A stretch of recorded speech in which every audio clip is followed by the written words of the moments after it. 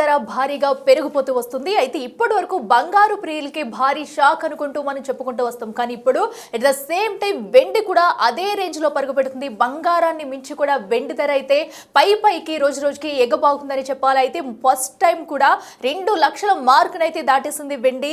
So kilo వెండి ధర కూడా మార్కెట్ లో అయితే రోజు రోజుకి అమాంతం పెరిగిపోతుంది. సో ఇప్పటి వరకు బంగారం కొనాలంటేనే జనాలు భయపడేవారు. అలాంటిది ఇప్పుడు వెండి కొనాలన్నా కూడా భయపడాల్సిన పరిస్థితులు అయితే నెలకొంటున్నాయి. సో ఎందుకంటే మార్కెట్లో రోజు రోజుకి వెండి ధర అయితే అమాంతం పెరిగిపోతుంది.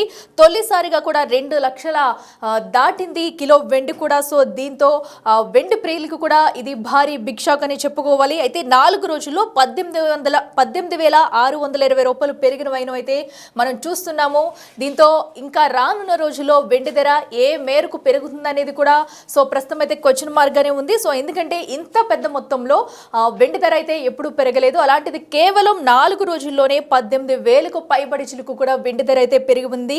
సో దీంతో ఒక్కసారిగా 2 లక్షల మార్కునైతే వెండి దాటేసిందని చెప్పాలి. బంగారానికి ఏ మాత్రం కూడా తీసిపోకుండా వెండి ధర సైతం కూడా రోజు రోజుకు పైకి ఎగుబాగుతుంది. సో ఈ ఏడాదిలో 122% పెరిగింది వెండి. అయితే వచ్చే ఏడాదిలో 2.50 లక్షలకు చేరే అవకాశం కూడా ఉన్నట్టయితే చెప్తున్నారు. సో 2 లక్షల మించి ఇంకా పెరిగితే కనుక అసలు వెండి వాల్యూ ఇంకా మార్కెట్లో ఎలా ఉంటుంది అనేది కూడా చూసుకోవాలి. సో ప్రస్తుతం అయితే ఇప్పుడు బంగారం కొనాలంటేనే జనాలు భయపడుతున్నారు. అలాంటిది వెండి వైపు చూడాలంటేనే కూడా కొనడానికి ప్రజలు భయపడే పరిస్థితి వస్తున్నాయి. సో ప్రస్తుతం అయితే భవిష్యత్తులో బంగారంతో కూడా వెండి పోటీ పడే సూచనలు అయితే క్లియర్ కట్గా కనిపిస్తున్నాయి. సో ఇంతవరకు కూడా ఈ రేంజ్లో సో బంగారం పెరుగుతుందంటేనే ప్రజలైతే కొనుక్కోలేని సిచ్యువేషన్. బట్ పెళ్ళిళ్ళకి తప్పనిసరి పరిస్థితులు అయితే కూడా ఉంటారు. ఇప్పుడు వెండిని అటు బంగారాన్ని మించి వెండి అయితే పోటీ పడుతుందని చెప్పాలి. సో ఎక్కడ చూసినా ఏ మార్కెట్లో చూసినా కూడా ఇప్పుడు కిలో వెండి అయితే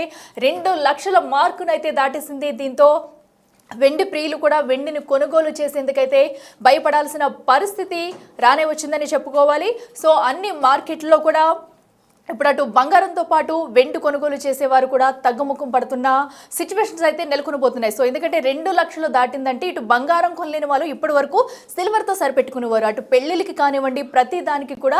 బట్ అలాంటిది ఇప్పుడు వెండి కూడా 2 లక్షల పైచిలుకు పలుకుందంటే ఇప్పుడు వెండి కొనాలన్నా కూడా భయపడే పరిస్థితులు నెలకొన్నాయి. అసలు మార్కెట్లో సిచ్యువేషన్ ఎలా ఉంది, బంగారు షాపులో సిచ్యువేషన్ ఎలా ఉంది, వచ్చేవారు కొనడానికి వచ్చేవారు అసలు కస్టమర్స్ ఏమంటున్నారు అనేది కూడా మా ప్రతినిధి అంజుమ అందిస్తారు. కనీ విని ఎరుగుని రీతిలో ప్రస్తుతం 1,60,000 మార్కును దాటింది కిలో వెండి ధర. రానున్న రోజుల్లో ఇది మరింత పెరిగే అవకాశం ఉన్నట్లుగా కూడా తెలుస్తోంది. మరో 2 సంవత్సరాలలో 6 లక్షలకు వెండి ధర చేరబోతుంది అనేటువంటి వార్తలను కూడా వింటున్నాము. అయితే ఇది ఎంతవరకు నిజంగానే వెండి ధరల్లో ఇంతలాగా మార్పులు వచ్చే అవకాశం ఉందా?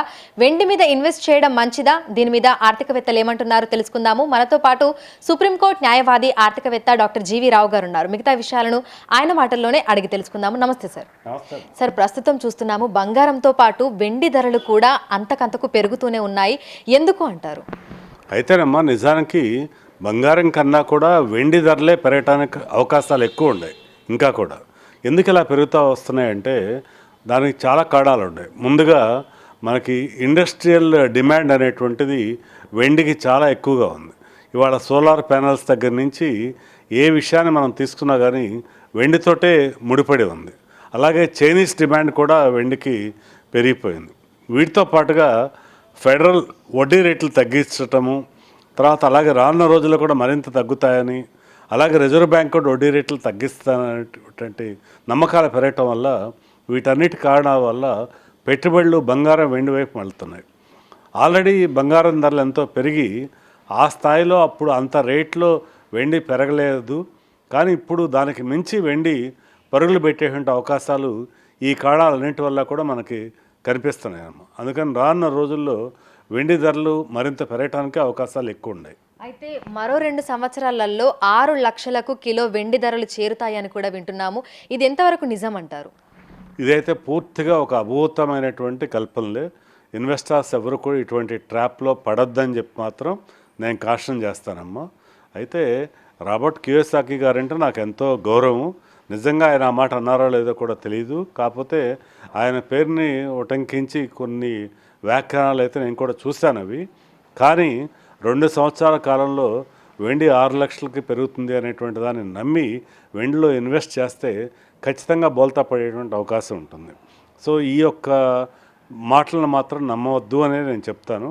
కాకపోతే వెండి ధరలు మాత్రం ఖచ్చితంగా పెరిగే అవకాశం ఉంది.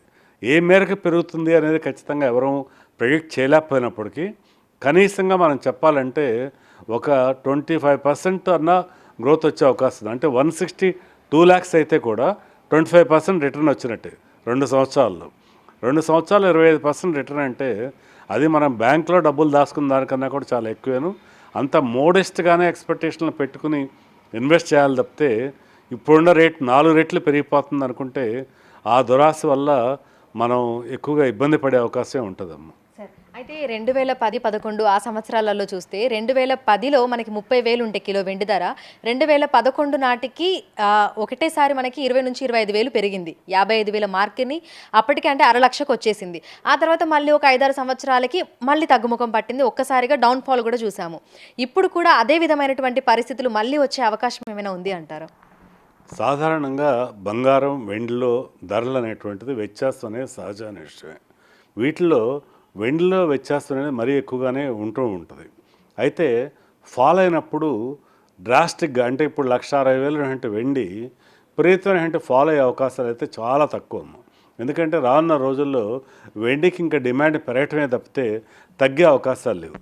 కరెక్షన్సే ఉండవా అంటే మార్కెట్స్లో కరెక్షన్స్ అనేటువంటివి చాలా సహజ పరిణామం. అయితే ఇప్పుడు ఈ 1,60,000 తగ్గితే ఎంతవరకు తగ్గొచ్చు అంటే మ్యాక్సిమం ఒక 10% డౌన్ సైడ్ రిస్క్ ఉండొచ్చు, 50% అప్ సైడ్ పాసిబిలిటీ ఉండొచ్చు.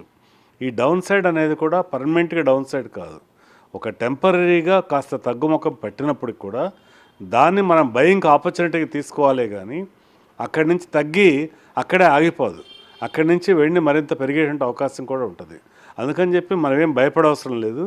ఇప్పుడు ఉదాహరణకి గోల్డ్ కూడా 1,00,000 దాటినాక ఒకసారి స్మాల్ కరెక్షన్ వచ్చింది, 1,30,000కి వెళ్ళిన తర్వాత మళ్ళీ ఒక స్మాల్ కరెక్షన్ వచ్చింది, మళ్ళీ పెరుగుతుంది.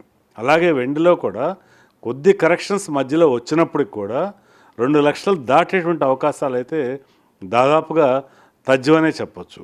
అందుకని 6 లక్షల మాటను నమ్మలేం కానీ బట్ 2 లక్షల రూపాయలు దాటం అయితే మాత్రం దాదాపుగా తజ్జమనే చెప్పొచ్చు. అందుకని వెండిలో పెట్టుబడి పెట్టాలనుకునే వాళ్ళకి ఇది ఇప్పుడు కూడా మంచి అవకాశమే. తగ్గినప్పుడల్లా కొంటూ ఉండొచ్చు. సామాన్యమైన వ్యక్తులు ఎవరైనా కొనాలి అనుకున్నప్పుడు బంగారంలో వెండి నేను చెప్పే సలహా ఏంటంటే బంగారం ప్రతి నెల 1 గ్రాము, వెండి ప్రతి నెల కనీసం 10 గ్రాములు కొంటూ పోతే క్రమేణా మన యొక్క పెట్టుబడిని పెంచుకునేటువంటి అవకాశం ఉంటుంది. కాబట్టి దాన్ని పరిశీలిస్తే బాగుంటుందని చెప్తానమ్మా. సరే, అయితే బంగారం మీద చాలా మంది ఇన్వెస్ట్ చేస్తూ ఉంటారు. ఇప్పుడు మనం బంగారం కొనుక్కున్నా అది ఎక్కడైనా ఇన్వెస్ట్ చేయొచ్చు. బంగారం అమ్మితే కూడా మనకు అంతే మళ్ళీ ఆదాయం అనేది వస్తుంది. కానీ వెండి అలా కాదు. వెండి ఎక్కడ మనం అమ్మలేము అంటే ఎక్కువగా. సో ఇన్వెస్ట్మెంట్ అనేది వెండి మీద చేయడం మంచిదే అంటారా? నిజానికి అది చాలా అపోహమ్మ. ఇప్పుడు మీరు అడిగినటువంటి విషయం, బంగారం అయితే అమ్మగలుగుతాం, వెండి అయితే అమ్మలేము అనేది పూర్తి అపోహ మాత్రమే. ఇక్కడ వెండిలో పెట్టుబడిలో 2 ప్రధానమైన అంశాలు ఉంటాయి. మనం ఏంటంటే ఓన్లీ సిల్వర్ బార్ కొనుక్కోవటం వేరు, వెండి వస్తువులను తయారు చేయించి కొనుక్కోవటం వేరు. అంటే వెండి ప్లేట్లో, వెండి గ్లాసులో తయారు చేయించి పెట్టుకుంటే వాటిని అమ్మటం కొద్దిగా ఛాలెంజెస్ ఉండొచ్చు. కానీ సిల్వర్ బార్సు మీరు ఎప్పుడైనా కానీ ఈ గోల్డ్ అండ్ సిల్వర్ షాప్స్లో తీసుకెళ్తే మీకు 5 నిమిషాల వ్యవధిలో మీరు డబ్బు దాన్ని ఎన్కాష్ చేసుకోవచ్చు అనమాట. అందుకని చెప్పి సిల్వర్ బార్స్ని అమ్మటంలో ఏ విధమైన ఇబ్బంది లేదు. గోల్డ్ బార్స్ని ఎంత సులభంగా అమ్మగలుగుతారో అంతే సులభంగా సిల్వర్ బార్ని కూడా అమ్మవచ్చు. వీటి అమ్మకాల్లో ఏ విధమైన వ్యత్యాసం కూడా లేదు. ఓకే, సో సిల్వర్ అంటే మనకి ఆన్లైన్ ఇన్వెస్ట్మెంట్ అనేది మంచిది అంటారా? ఫిజికల్గా కొనుగోలు చేసి ఇంట్లో పెట్టుకోవడం కంటే కూడా ఆన్లైన్ ఇన్వెస్ట్మెంట్ అనేది మంచిది అంటారా? ఇది ఇన్వెస్టర్ యొక్క ఛాయిస్ని బట్టి ఉంటుందమ్మా. ఎవరికైతే క్లియర్ సోర్స్ ఆఫ్ ఇన్కమ్ ఉండి వాళ్ళు పెట్టుబడి పెట్టాలనుకునే వాళ్ళకి ఆన్లైన్లో కూడా చక్కగా పెట్టుబడి పెట్టుకోవచ్చు. అయితే కొంతమందికి ఏంటంటే ఆ కొనేటువంటి గోల్డ్ కానీ సిల్వర్ కానీ ఫిజికల్గా కొని ఇంట్లో పెట్టుకుంటే ఇంట్లో ఆడవాళ్ళకి ముఖ్యంగా చాలా ఆనందము, తర్వాత అది ఎంతో మనోధైర్యాన్ని కూడా ఇస్తుంది. కాబట్టి కొంత మేరకు గోల్డ్ అండ్ సిల్వర్లో గోల్డ్ బార్స్ అయినా సిల్వర్ బార్స్ అయినా ఇంట్లో కూడా దాన్ని భద్రపరచుకోవచ్చు. తర్వాత అలాగే ఆన్లైన్లో కొనుక్కున్నా కూడా ఇబ్బంది ఉండదు. ఆన్లైన్లో కొనుక్కుంటే మళ్ళీ ఆన్లైన్లో కూడా మనం సేల్ చేసుకోవచ్చు. అలాగే ఫిజికల్గా కొన్న గోల్డ్ని మనం ఆయా షాప్స్లోకి వెళ్ళి దాన్ని మళ్ళీ క్యాష్ కోసమైనా లేకపోతే మన అకౌంట్లో డబ్బులు జమ చేయించుకున్నట్టుగా అమ్మటానికి కూడా ఇబ్బంది లేదు. రెండు కూడా ఏ పద్ధతిని అవలంబించాలనేటువంటిది ఆ ఇన్వెస్టర్ యొక్క ఛాయిస్ని బట్టే ఉంటుంది. సో ఈ సిల్వర్ ఈటీఎఫ్ అనేది ప్రస్తుతం ఏ విధంగా ఉంది అంటారు సార్? ఇది కూడా ఇప్పుడు చాలా రైజింగ్ ట్రెండ్లో ఉందమ్మా. మనం ఇప్పుడు ఇదివరకు ఎలా గోల్డ్ ఈటీఎఫ్లో ఇన్వెస్ట్ చేసేవాళ్ళు అలాగే ఇప్పుడు సిల్వర్ ఈటీఎఫ్లో కూడా ఇన్వెస్ట్ చేయడం మొదలుపెట్టారు. అంతేకాకుండా ఇప్పుడు టాటా మ్యూచువల్ ఫండ్స్ ఇంకా అలాగే అదర్ మ్యూచువల్ ఫండ్ కంపెనీస్ అన్నీ కూడా సిల్వర్లో కూడా ఈ ఈటీఎఫ్లు తర్వాత అలాగే మ్యూచువల్ ఫండ్లో సిస్టమాటిక్ ఇన్వెస్ట్మెంట్ వేలో స్మాల్ యూనిట్స్లో ఇన్వెస్ట్ చేయటం అనేటువంటిది మంచిదని చెప్పి వాళ్ళు కూడా సలహాలు ఇవ్వటమే కాకుండా అటువంటి ఫండ్స్ని కూడా స్టార్ట్ చేయడం జరిగింది. అందుకని ఇన్వెస్టర్స్ కావాలనుకుంటే ఈక్విటీలో ఎలా మ్యూచువల్ ఫండ్స్లో ఇన్వెస్ట్ చేస్తారో అదేవిధంగా వీటిల్లో కూడా మనం స్మాల్ వేలో సిస్టమాటిక్ ఇన్వెస్ట్మెంట్లో ఇన్వెస్ట్ చేసి ఆ ప్రయోజనం కూడా పొందొచ్చమ్మ. సో గతంతో పోలిస్తే ప్రస్తుతం ఈటీఎఫ్లు చేస్తున్న వాళ్ళ సంఖ్య ఏ విధంగా పెరిగింది అని చెప్పుకోవచ్చు సార్? భవిష్యత్తులో ఏ విధంగా ఉండే అవకాశం ఉంది అంటారు? నిజానికి ప్రీవియస్తో పోల్చుకుంటే గత 2 సంవత్సరాలుగా ఇవి చాలా రైజ్లో ఉన్నాయి. రానున్న కాలంలో ఇంకా మరింతగా పెరిగేటువంటి అవకాశం ఉంది. ఇన్ఫ్యాక్ట్ ఈక్విటీ ఇన్వెస్ట్మెంట్ కన్నా కూడా గోల్డ్ అండ్ సిల్వర్ ఇన్వెస్ట్మెంటే మోర్ సేఫ్ అనేటువంటిది ఇన్వెస్టర్స్ కూడా గ్రహిస్తున్నారు. దానివల్ల ఈ విధంగా కూడా ఇన్వెస్ట్మెంట్స్ మరింత పెరిగేటువంటి అవకాశం ఉంది. నేను కూడా దీనికి స్ట్రాంగ్గా సపోర్ట్ చేస్తానమ్మా. సో ప్రస్తుతం మనకు వెండి ధరలు ఏ విధంగా అయితే పెరుగుతున్నాయో భవిష్యత్తులో అయితే ఇంకా గణనీయంగా పెరిగే అవకాశం లేదు, కానీ కొంతవరకు పెరిగే అవకాశం ఉంది అని అయితే మీరు చెప్తున్నారు. అయితే ప్రస్తుతం వెండి కొనుగోలు చేయాలి అనుకునే వాళ్ళకి ఏం చెప్తారు? అయితే ఒకేసారిగా ఎంటైర్ అమౌంట్ కాకుండా స్లోగా ఇన్వెస్ట్ చేస్తూ వెళ్ళమని చెప్తాను. దానివల్ల డెఫినెట్గా మంచి ప్రయోజనం చేకూరుద్దమ్మా. Thank you sir, thank you so much. So ప్రస్తుతం చూసినట్లయితే కూడా మనకి బంగారం 1,00,000 మార్క్ని దాటి క్రమక్రమంగా పెరుగుతూనే ఉంది. అదే దారిలో మనకు వెండి కూడా పరుగులు పెడుతుంది. ప్రస్తుతం 1,60,000 చిల్లరగానే కిలో వెండి ధర ఉంది. అయితే భవిష్యత్తులో అంటే రానున్న 2 సంవత్సరాలలో 6 లక్షలకి కిలో వెండి ధర పెరుగుతుంది అనేది అపోహ మాత్రమే అనేది కూడా ఆర్థికవేత్తలు అయితే చెప్తున్నారు. అయితే కొంతవరకు పెరిగే అవకాశం ఉంది, కానీ ఒకేసారి 4 రెట్లు పెరిగే అవకాశం మాత్రం లేదు అని చెప్తున్నారు. ఎవరైతే కొనుగోలు చేయాలనుకుంటున్నారో వాళ్ళు బార్స్ రూపంలో కొనుగోలు చేసి పెట్టుకోవచ్చు అని, అదేవిధంగా ఇన్వెస్ట్మెంట్ కూడా చూసి చేసుకోవడం కూడా మంచిది అని కూడా అంటున్నారు. వీడియో జర్నలిస్ట్ రాజుతో అంజుమ, బిగ్ టీవీ, హైదరాబాద్.